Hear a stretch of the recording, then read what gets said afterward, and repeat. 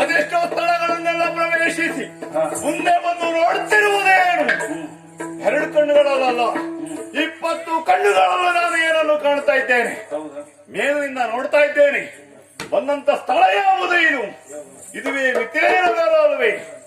ಅಪ್ಪಪ್ಪಪ್ಪಪ್ಪಪ್ಪಪ್ಪ, ಎಲ್ಲ ಕಡೆಯಲ್ಲೂ ತಳಿರು ತೋರಣಗಳಿಂದ ಶೃಂಗಾರಗೊಂಡಿದೆ ಮಿಥಿಲೇನಗರ.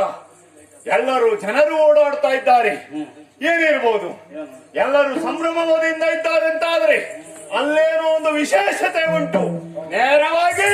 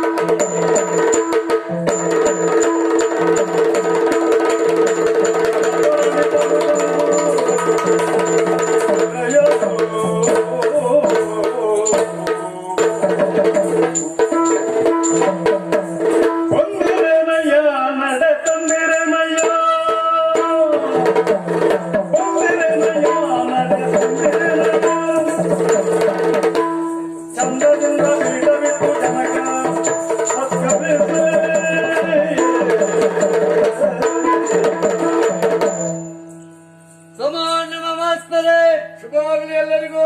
ಹಾಗೆ ದೇಶಾಧಿಪಾಲಕರು ಎಲ್ಲವರು ಸ್ವಯಂವರಕ್ಕೆ ಆಗಮಿಸಿದ್ದಾರೆ. ಎಲ್ಲವರು ಅವರವರ ಪೀಠವನ್ನು ಸ್ವೀಕರಿಸಬೇಕು ಅಂತ ಕೇಳ್ಕೊಳ್ತಾ ಇದ್ದೇನೆ.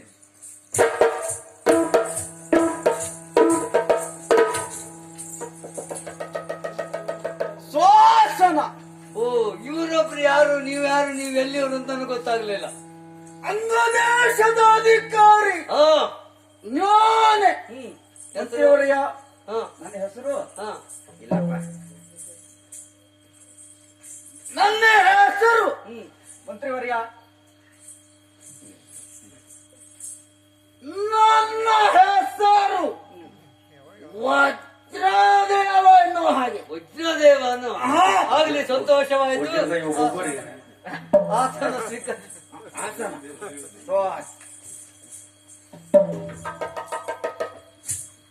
ಇನ್ಯಾರು ಬರುವ ನಿರೀಕ್ಷೆಯಲ್ಲಿದ್ದೇವೆ, ನೋಡೋಣ.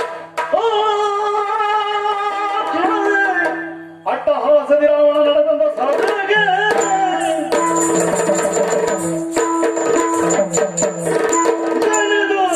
ಚೋದ್ಯ ಏನಿದು?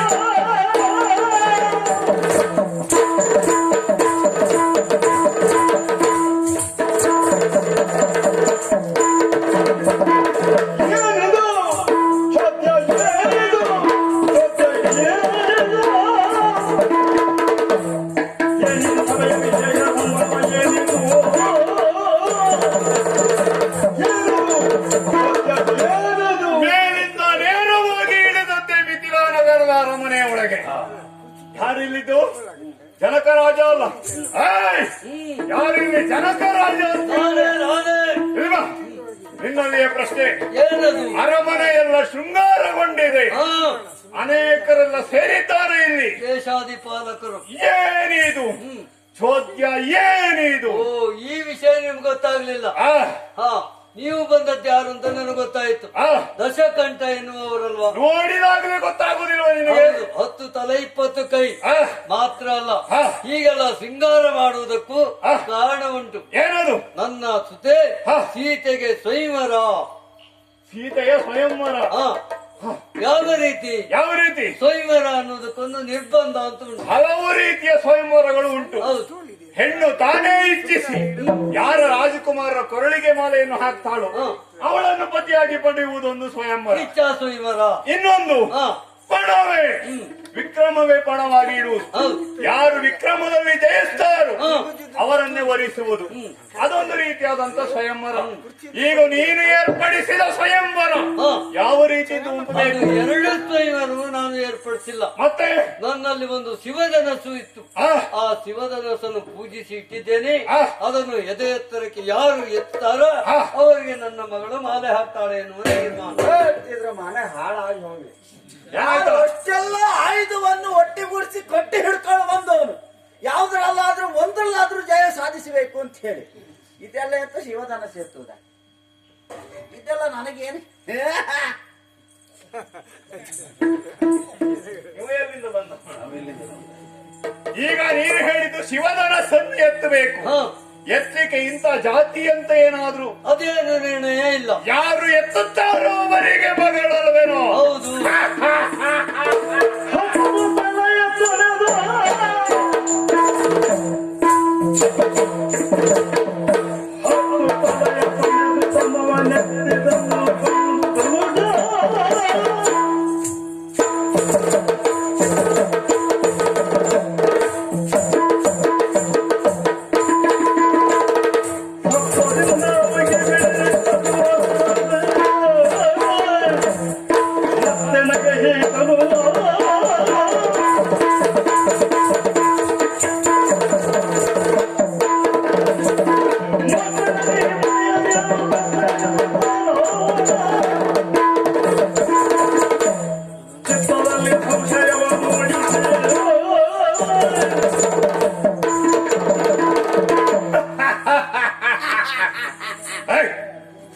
ನಾನು ಏನು ಯೋಚಿಸಿದ್ದು, ಏನು ಏನೋ ಬೇರೆ ಪಣ ಇಟ್ಟಿದ್ದಾನೆ ಇವ ಅಂತ.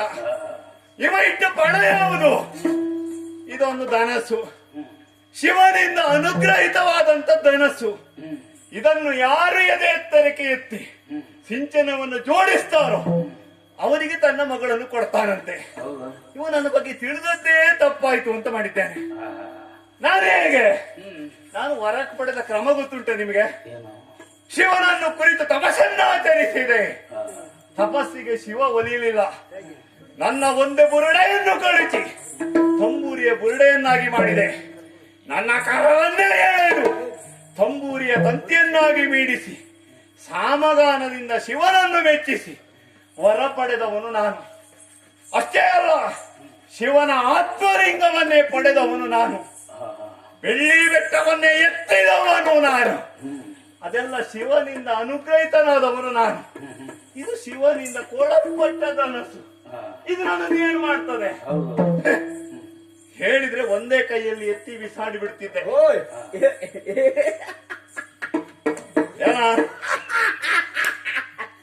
ಏನೋ ಒಂದು ಬುಡ ಕೊಳಚಿ ಕರು ಅದೆಂತ ಡಿಶ್ಯೂ ಪುಡಿ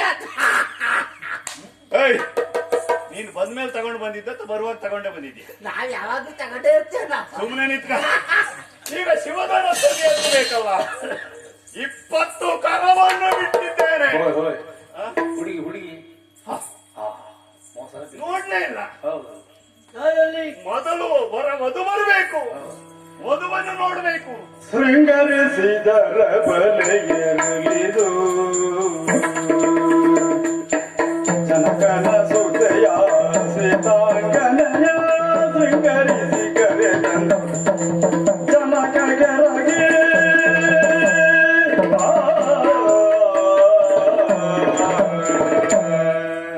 ಓ ಮಗಳೇ, ನಿನ್ನನ್ನು ಕರೆಸುವುದಕ್ಕೆ ಇನ್ನೇನು ಕಾರಣ ಅಲ್ಲ.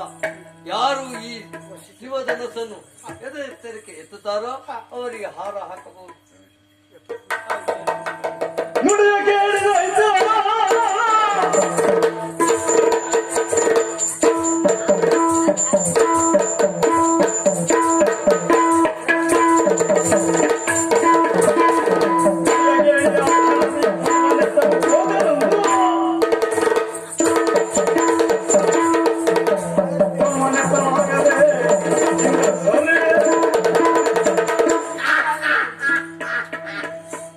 ತಲೆ ಬುರುಡೆ ಕಳುಚಿ ಕರುಳಲ್ಲೇ ತೆಗೆದು ಏನೋ ತಂಬೂರಿ ಮಾಡ್ಕೊಂಡವನಂತೆ. ಇವನೆಲ್ಲಾದ್ರೂ ಪದ್ಯ ಹೇಳುವುದಕ್ಕೆ ಒಳ್ಳೇದಾಗ್ತದೆ. ತಂಬೂರಿ ಎಮೋಡಿ ಎಮೋಡಿ ಎಮೋಡಿ ಇದೆಲ್ಲ ತಲೆ ಸೆತ್ತಿಗೆ ಆಗ್ತದೆ ಅವನ ಕೈಯಲ್ಲಿ. ಅದಲ್ಲ, ನಾವ್ ಅಂತ ಪರಾಕ್ರಮಿಗಳು ಅಂತೇಳಿ ಇವ್ರಿಗೆ ಗೊತ್ತುಂಟ. ಇಲ್ಲಿ ಬಂದು ನಿಂತವ್ರು ಯಾರು ಅಂತೇಳಿ ಗೊತ್ತುಂಟ. ಇಲ್ಲಿ ನಿಂತವ್ರಿಗೆ ಯಾರಿಗೂ ಗೊತ್ತಿಲ್ಲ.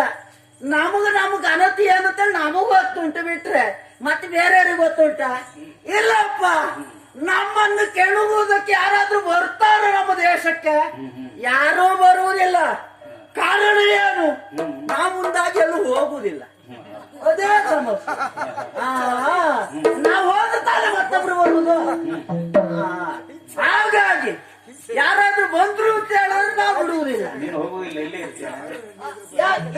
ಏಯ್, ಈಗ ನೀನು ಪ್ರಚಾರಕ್ಕೆ ಬಂದವನು ದರಸ್ ಎತ್ಲಿಕ್ಕೆ ಬಂದವನ? ಇಲ್ಲಪ್ಪ, ನಾನ್ ಪ್ರಚಾರ ನಾವೇನು ಪ್ರಚಾರ ಮಾಡ್ಕೊಳ್ಬೇಕು ಬಿಟ್ರು ಬೇರೆ ಪ್ರಚಾರ ಮಾಡೋದೇ ಇಲ್ಲ. ಈಗ ನೀ ಏನು ಮಾಡ್ತೀಯ ಅದು ಬೇಕಲ್ಲ. ನಾನ್ ನನ್ನ ಸಿಕ್ಲಿಕ್ಕೆ ಬಂದವ್ರ ಆದ್ರೆ ಎತ್ತು ನಾನ್ ಪ್ರಚಾರ ಮಾಡ್ಕೊಳ್ತೇನೆ.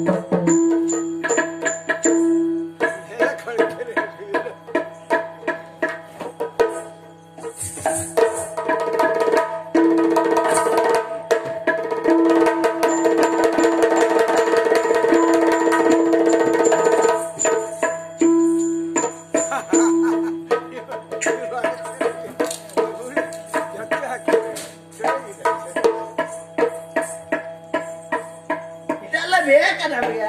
ಇದೆಲ್ಲ ನಮಗೆ ಹೆಚ್ಚು ಭಾರ ಆಗಿದ್ರಿಂದ ಅದು ಎತ್ತಕ್ಕಾಗುದಿಲ್ಲ. ಮಾತಿಗೆ ಅಂತ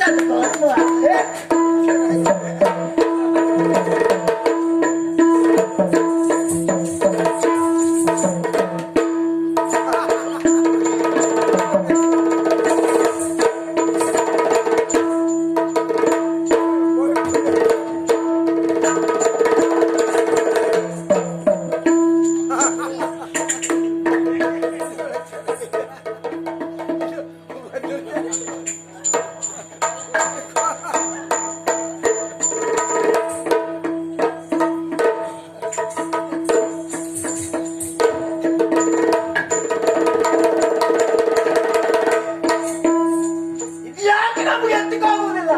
ತಲೆದ್ದೇ ಹೆಚ್ಚು ಭಾರ ಆಗಿದೆ ಬಿಟ್ರು ಅದು ಎತ್ತಕ್ಕಾಗುದಿಲ್ಲ.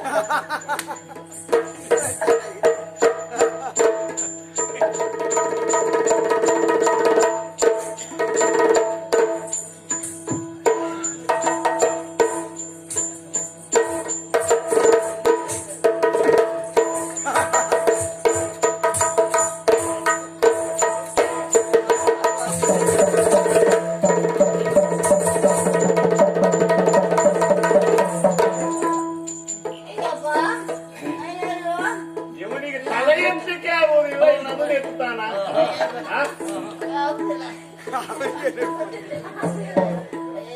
ನಿನ್ನದಾಯ್ತಾ? ಇಲ್ಲ ಇಲ್ಲ, ಉಂಟು ಉಂಟು. ಇನ್ನು ಉಂಟಾ?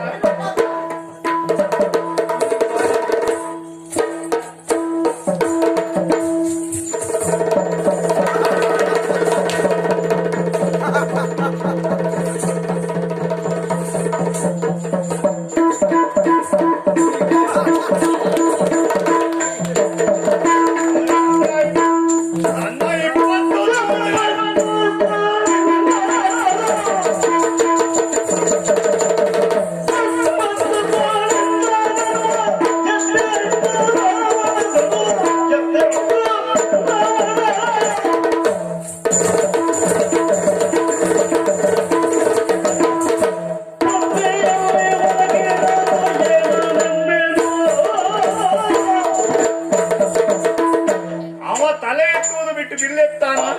ನನ್ನ 20 ತರೋದಿನ್ನು ಈ ಬಿಲ್ಲನ್ನು ಎತ್ತಿ ಆ ಹೆಣ್ಣನ್ನು ನಾನು ಹಾಕ್ತೇನೆ. ನೋಡೋಣ.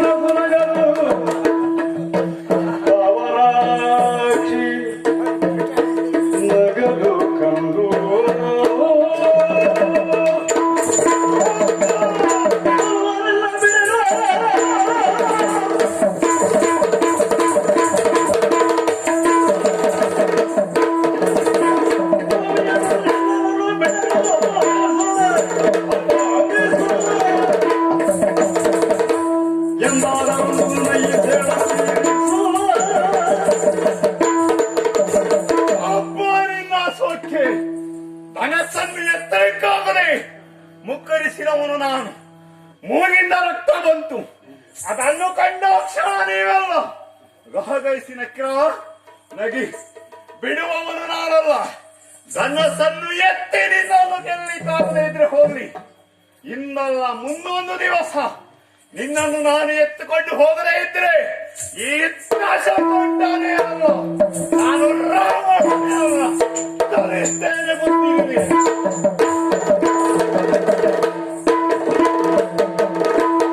ಹೊರನಗಿರಿಯನು ಬಲದೊಳೆಸಿದವನೇ ಮಾನಹರಣಕ್ಕೊಳಗಾದ ಮೇಲನ್ಯರಿಂದಲಾಪುದೇ. ಹರನಗಿರಿಯನು ಬಲದೊಳೆಸಿದವನೇ ಮಾನಹರಣಕ್ಕೊಳಗಾದ ಅನ್ಯರಿಂದಲಾಪುದೇ. ಹರದನುವನೆತ್ತಿ ಹೆದೆಯೇರಿಸುವ ಪಣವಿದೆ ವ್ಯರ್ಥ. ಹರದನುವನೆತ್ತಿ ಹೆದೆಯೇರಿಸುವ ಪಣವಿದೆ ವ್ಯರ್ಥವಾಯ್ತೆಂದ ಜನಕ ಮನ ಮುರುಗಿ.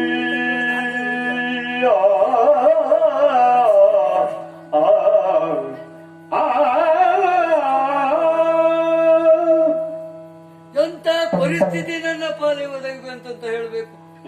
ಈ ಹರದನಸನ್ನು ಯಾರು ಎತ್ತಾರ ಅವರಿಗೆ ನನ್ನ ಮಗಳನ್ನು ಕೊಟ್ಟು ಮದುವೆ ಮಾಡ್ತೇನೆ ಅಂತ ಹೇಳಿದೆ.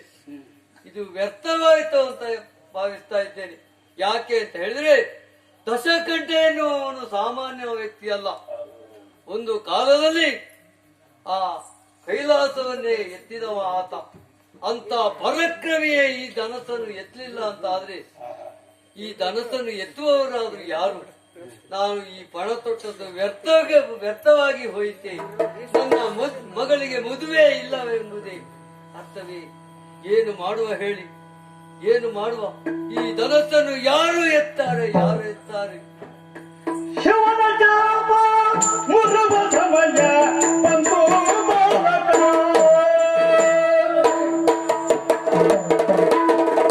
ಶಿವನ ಜಾಪ ಮುರುವ ಸಮಯ ಬಂದು ಬಾಲಕ. ಸಮಯ ಬಂದು ಬಾಲಕ. ಅವನಿಗಾತೆ ಸೀತೆಯನ್ನು ವರಿಸೋ ರಾಘವ. ಅವನಿಗಾತೆ ಸೀತೆಯನ್ನು ವರಿಸೋ ರಾಘವ. ಅವನಿಗಾತೆ ಸೀತೆಯನ್ನು ವರಿಸೋ ರಾಘವ.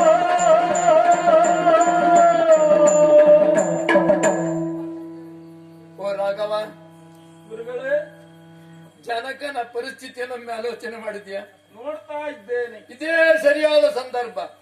ಈ ಶಿವನ ಧನುಷನ್ನು ಎತ್ತಿಸುವ ಸಂದರ್ಭ ಅಲ್ಲ, ಜನಕ ಜಾತೆಯನ್ನು ಮದುವೆ ಆಗುವಂತ ಸಂದರ್ಭ.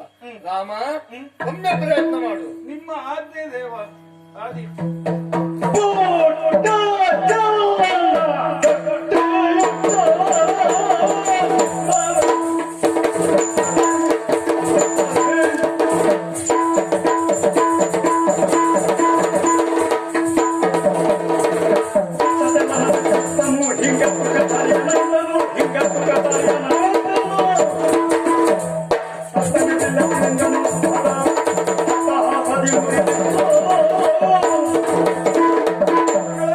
ಗುರುವಿನಂಗ್ರಿಗೆರಗೆ ರಾಘವ. ಜನಕ ಜನನಿಯರನು ಮನದಿ ಸ್ಮರಿಸಿ ನೆರೆದ ಸಭಿಕರಿಗೆ ಕೈ ಮುಗಿದು ಬಂಧನತಿ ಮುದದಿಂದ ಶ್ರೀರಾಮ ಶಿವಧನುವಿನೆಡೆಗೆ ನಿಂದು ನೋಡಿದ ನಾಗ ನಿಸೀಮ. ನಿಂದು ನೋಡಿದ ನಾಗ ನಿಸೀಮ.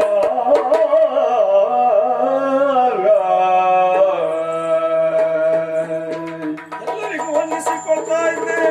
ದುರ್ವಿಗಾತನು ವಂದಿಸುತ್ತ ಕೈಯಿಕ್ಕಿರನು ಬರದಿಂದಲೇ ಎದೆಯೇರಿಸಿ ನಿಂದು ಬಾಗಿದೆ ಶಿವಧನು.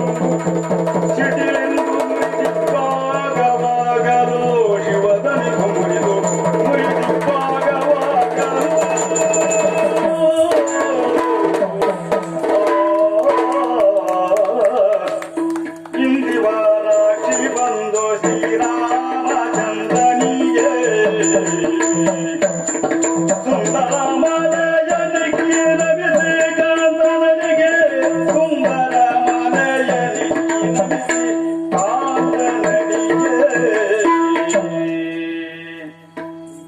ಜನಕ ನಿನಗೆ ಬಂದವರಿಗೆ ಅಂತ ಪರಿಸ್ಥಿತಿ ಈಗೆಲ್ಲ ಶಾಂತವಾಯ್ತಲ್ಲ, ದೂರವೇ ನಿನ್ನ ಮಗಳನ್ನು ವರಿಸುವವರು ಯಾರಿದ್ದಾರೆ ಎಂಬುದಾಗಿ ಚಿಂತೆ ಮಾಡ್ತಾ ಇದ್ದೀಯಲ್ಲ.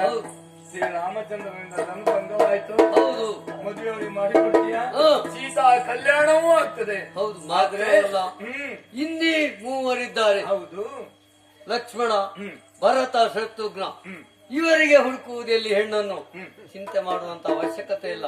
ಸಾಂಕೇತಿಕವಾಗಿ ಇದನ್ನು ಲಗ್ನ ಹಾ ನಾಳೆ ವಿಜೃಂಭಣೆಯಿಂದ ದಶರಥರನ್ನು ಮುಂತಾದವ್ರನ್ನೆಲ್ಲ ಬರಮಾಡಿಕೊಂಡು 4 ಜನರು ಒಳ್ಳೆ ರೀತಿಯಲ್ಲಿ ಮದುವೆ ಮಾಡೋಣ. ವಿಜೃಂಭಣೆಯಿಂದ ಮದುವೆ ಮಾಡೋಣ.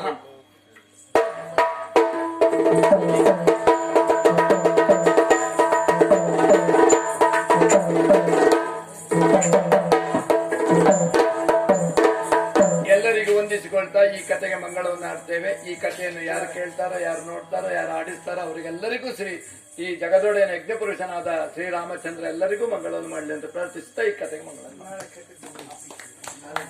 ನಾಳೆ ಮುಂದುವರಿದ ಭಾಗ ನಡೀತದೆ. ಅದು ದಶರಥ ಪಟ್ಟಾಭಿಷೇಕ, ರಾಮನ ಪಟ್ಟಾಭಿಷೇಕ, ಅದು ಪಟ್ಟಾಭಿಷೇಕ ಭಂಗ ಆಗ್ತದೆ. ಭರತಾಗಮನ ಸಾಧ್ಯವಾದ್ರೆ ಪಂಚವಟಿಯ ಕಾರ್ಯಕ್ರಮವನ್ನು ಮಾಡುವ ವ್ಯವಸ್ಥೆ ಇಟ್ಕೊಂಡು ನಾಳೆ ಮುಂದುವರೆದ ಭಾಗ ನಡೀತದೆ. ತಾವೆಲ್ಲರೂ ಇನ್ನೂ ಹೆಚ್ಚಿನ ಸಂಖ್ಯೆಯಲ್ಲಿ, ಯಾಕಂದ್ರೆ ನೀವು ಒಬ್ರು ಬಂದಿದ್ದೀರಿ ಅಂತ ಇಟ್ಕೊಂಡ್ರೆ ನಾಳೆ 10 ಜನಕ್ಕೆ ಹೇಳಿ ಜನರನ್ನ ಕರೆದುಕೊಂಡು ಬನ್ನಿ. ನಾಳೆ ಹೆಚ್ಚು ಕಡಿಮೆ 7:30 ಗಂಟೆಗೆ